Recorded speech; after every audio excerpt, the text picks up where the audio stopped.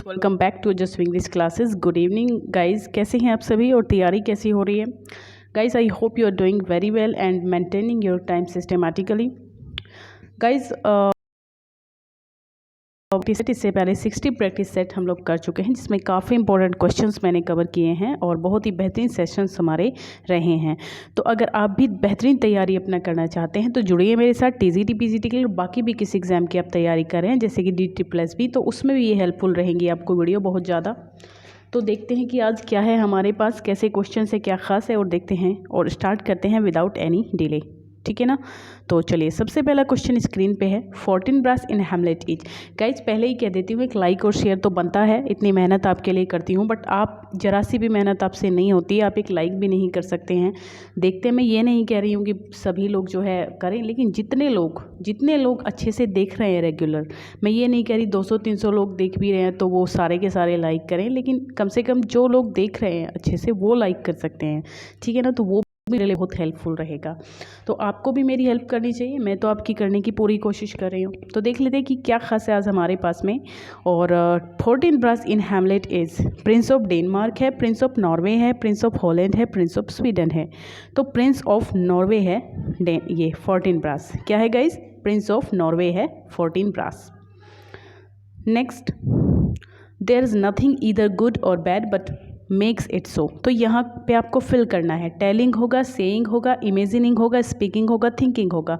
तो गाइस ये जो लाइन है ना, ये भी आपके हैमलेट की है, एक्ट सीन।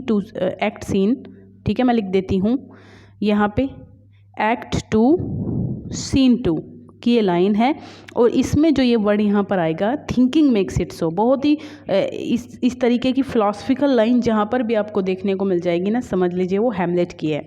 तो यहाँ पे थिंकिंग पे हम लोग जाएंगे, थिंकिंग इसका आंसर हो जाएगा। Who is Trinculo in the play the Tempest? Tempest play में ट्रिंक्लो नाम का कैरेक्टर कौन है?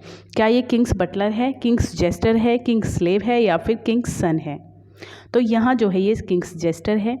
जो टेम्पेस्ट है एक ड्रामेटिक रोमांस है विलियम शेक्सपियर का, ये बता दूँ आपको। ट्रिंक्लो जो है यहाँ पर जेस्टर है राजा का, और ये ड्रंकन बटलर है और माइनर मेंबर है, शिपरेक्ड हो गया जहाँ पर, उस पार्टी का एक माइनर सा मेंबर है। ठीक है, ये यहाँ पे काफ़ी कॉमिक चीज़ों को क्रिएट करता है इस प्ले के अंदर। ठीक है, और जो, चलिए आगे देख लेते हैं क्या बात करेंगे।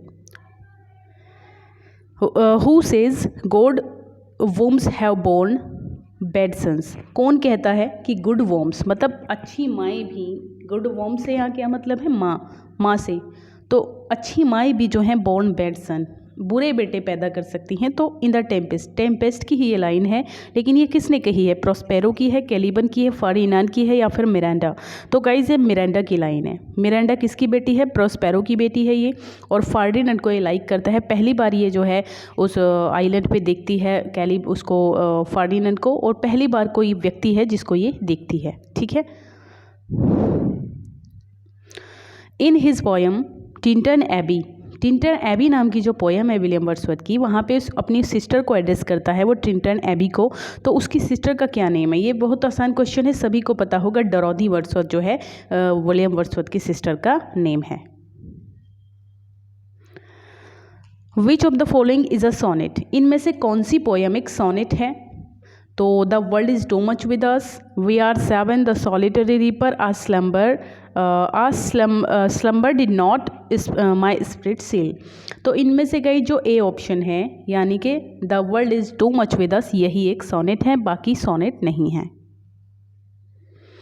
Who said poetry springs from emotion recollected in tranquillity? इस लाइन को कौन कहता है कि poetry springs from emotions recollected in tranquillity? तो ये लाइन भी जो है वर्ड्सवर्थ के द्वारा ही कही गई है गाइज, विलियम वर्ड्सवर्थ के द्वारा ही इस लाइन को कहा गया है।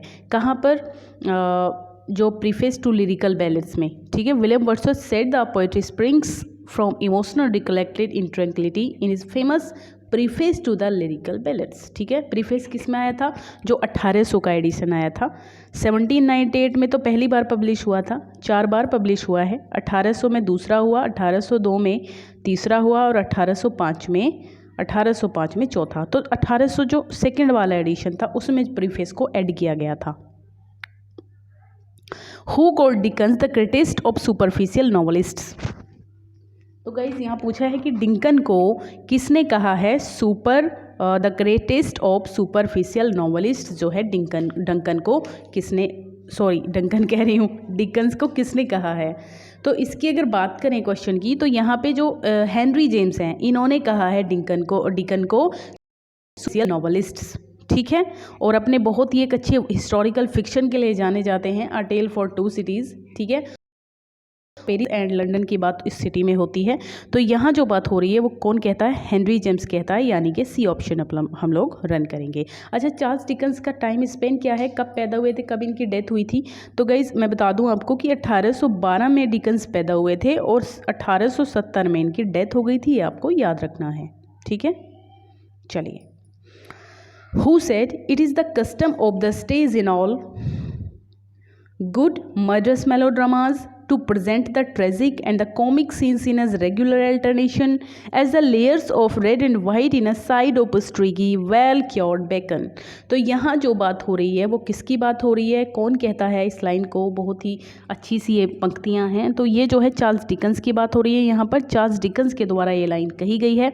और गाइज कहाँ पर कही गई हैं, Dickens set the stage for the this of rhythms in his 1838 में इनका एक नॉवल टेक्स्ट आया था ओलिवर ट्विस्ट, उसी में जो है इन्होंने ये बात कही थी।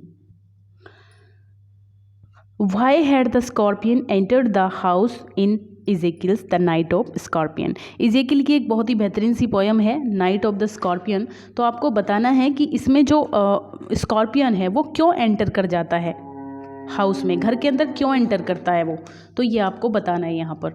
तो guys scorpion enter the house in order to take some shelter from the steady rain, क्योंकि लगातार बारिश हो रही थी, तो वो कुछ वहाँ पे थोड़ा सा स्टेडी रेन में वो जो है प्रोटेक्शन पाने के लिए घर के अंदर एंटर कर जाता है। Barbaric city, sick with slums, its hawkers, beggars, reon-hinged processions led by grantic drums identify the city। तो ये लाइन किसकी है और किस सिटी की बात इसमें हो रही है। तो गाइज ये एक बहुत ही वेल नोन वर्क है, अ मॉर्निंग वॉक। किसका वर्क है, निसेम इज़िकल का एक बहुत ही बेहतरीन वर्क है, अ मॉर्निंग वॉक, ठीक है।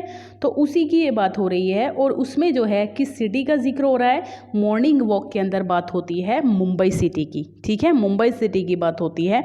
और जो चलिए, John Galsworthy was born in the year, तो आपको बताना है कि जॉन गर्ल्सवर्दी कौन सी ईयर में पैदा हुए थे। तो गाइज बहुत आसान सा क्वेश्चन है। तो जॉन गर्ल्सवर्दी जो थे हमारे वो 1867 में पैदा हुए थे। अच्छा, डेथ कब हुई थी जानते हैं आप, तो 1867 में पैदा होने के बाद 1933 में इनकी डेथ हो गई थी, ये भी याद रखिए। Who is known for his epigrammatic prose style. Guys या फिर एपिग्रामेटिक अगर कुछ भी पूछ लिया जाए तो बेकन को आप लोग वहाँ पे मार्क करेंगे, ठीक है, फ्रांसिस बेकन को आप लोग मार्क करेंगे। एपिग्रामेटिक या फिर, ठीक है, तो ये हो जाएगा आपका बेकन, फ्रांसिस बेकन को हम लोग यहाँ पे आंसर देंगे इसका। चलिए नेक्स्ट क्या पूछा है, और ये एफोरिस्टिक स्टाइल हो तब भी यही है आंसर, ठीक है। और ये जो है ये दो पिछले एग्जाम में आया था क्वेश्चन, जो अभी मैंने आपको बताया है एफोरिस्टिक स्टाइल या फिर एपिग्रामेटिक के लिए बेकन को हम लोग रन करेंगे। तो यूपी टीजीटी 2021 में एक क्वेश्चन आया है। आप कभी ये सोच रहे हो कि मैम पता नहीं क्या पढ़ाती रहती है, तो यूपी टीजीटी में एक क्वेश्चन आया, और जो अभी मैं क्वेश्चन आपको बता रही हूँ ये भी यूपी टीजीटी 2021 में आया है।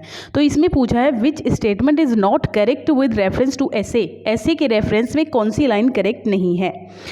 ऐसे differs from a treatise or dissertation in its lack of pretension to be a systematic and complete exposition। ये बिल्कुल सही बात है। An essay primarily discusses its subject in now technical fashion, बिल्कुल सही बात है ये भी।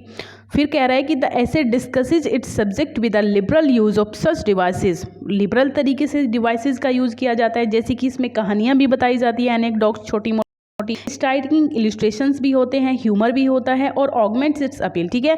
तो लास्ट में जो है ये the formal essays relatively personal, तो ये गलत है गाइज। तो ये इसका आंसर हो जाएगा, क्योंकि रॉन्ग ही तो पूछा है ना, नॉट करेक्ट पूछा है। तो ऊपर के तीनों करेक्ट हैं। तो ये जो लास्ट में क्वेश्चन है, ये जो लास्ट में ऑप्शन है कि फॉर्मल ऐसे जो है relatively personal, guys formal personal नहीं होता है, फॉर्मल तो इम्पर्सनल होता है, ठीक है। फॉर्मल कैसा होता है, इम्पर्सनल होता है, ना कि पर्सनल। तो यही इसका आंसर हो जाएगा। ये भी पिछले एग्जाम में आया था। और द टर्म कार्पेडियम मीन्स, तो कार्पेडियम जो ये टर्म है ये भी लास्ट एग्जाम में आया था और इसका मतलब होता है सीज द डे, ठीक है, सीज द डे। चलिए और ये जो है गाइज ये एक लैटिन फ्रेज़ है, ये भी बता दूं आपको कैसी फ्रेज़ है, लैटिन फ्रेज़ है। और ये एक होरेस, ठीक है, होरेस की एक ऑड में जो है सबसे पहले हमने इसको देखा था। चलिए नेक्स्ट क्वेश्चन है, he dash the college last year. Guys last year आ जाए, लास्ट डे आ जाए, लास्ट मंथ, जहाँ पर भी लास्ट आ रहा है ना वहाँ हमेशा हम सेकंड फॉर्म पे जाएंगे। तो बी आंसर होगा, लेफ्ट में हम लोग जाएंगे, ठीक है। चलिए नेक्स्ट क्या है, this particular problem us for a long time now. तो मैन हैज़ ट्रबलिंग अस, मतलब has been troubling us, may troubling be, is being has been troubled। this particular problem has been troubled होगा। तो क्या होगा यहाँ पर guys, ये आपको बताना है मुझे फटाफट से। आई होप आप लोग इसको कर पाएंगे, बहुत आसान सा क्वेश्चन है, बहुत आसान सा क्वेश्चन है गाइस। तो इसमें आपका आ जाएगा ऑप्शन ए, यानी कि हैज़ बीन ट्रबलिंग, ठीक है गाइस। टाइम आया हुआ है, देखिए इसको अच्छे से, टाइम आया हुआ है, तो यहाँ पे हैज़ बीन ट्रबलिंग पे हम लोग जाएंगे। He is disappointed at not to see any play while he was in Kolkata। तो यहाँ जो है हैज़ गॉन, हैव गॉन आएगा, हैविंग गॉन आएगा। हैव गो से कोई सेंस नहीं है, हैव गॉड कुछ होता नहीं है, हैविंग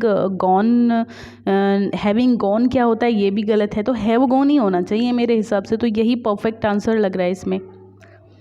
एक चीज़ और हो सकती है, हैविंग गॉन भी हो सकता है। क्यों गाइज, क्योंकि he is disappointed at not having gone, having gone to see, यहाँ पे देख लीजिए, क्योंकि वर्ब, ये वर्ब नहीं है, ये सीधी वर्ब नहीं है, ये यहाँ पर जीरंड है, ठीक है। तो जीरंड है, तो जीरंड हमारा हैविंग गॉन होगा। और ये थोड़ा ये हो रहा है, मतलब टाइपो हो रहा है, HAVING होगा, UNG नहीं, ठीक है। तो यही हमारा आंसर हो जाएगा इसमें। और 19 क्वेश्चन है पेन। ये क्वेश्चन मैंने आपसे कल पूछा था, एक बच्चे ने इसका आंसर भी दिया था, लेकिन शायद वो सही नहीं है। तो यहाँ जो मैं इसका आंसर दे रही हूँ आपको, वो आप देख लीजिए क्या हो जाएगा। तो इसका जो आंसर होगा वो है guys uh song of praise, यानी कि बी ऑप्शन, ठीक है। इसका मतलब होता है आ song of praise. Palladium, palladium का सिनोनिम बताना है आपको, आ फिश टैंक, आ सेफ गार्ड, सर्कस एरेना या फिर आ कासल कीप। तो इसका जो आंसर होगा वो बी ऑप्शन होगा, यानी कि सेफ गार्ड। क्या होता है पैलेडियम का मतलब, सेफ गार्ड। इसको आप सिटाडेल भी कह सकते हैं, कासल भी कह सकते हैं, फोर्टिफिकेशन भी कह सकते हैं। ओके, तो ये थी गाइज आज की हमारी क्लास, और नेक्स्ट वीडियो में फिर से मिलती हूँ आपसे। तब तक के लिए पढ़ते रहिए, बाय बाय, टेक केयर। और पुरानी वीडियोज़ को भी रिवाइज कर लीजिए अगर किसी ने नहीं देखी अब तक। ठीक है guys, bye, thank you so much.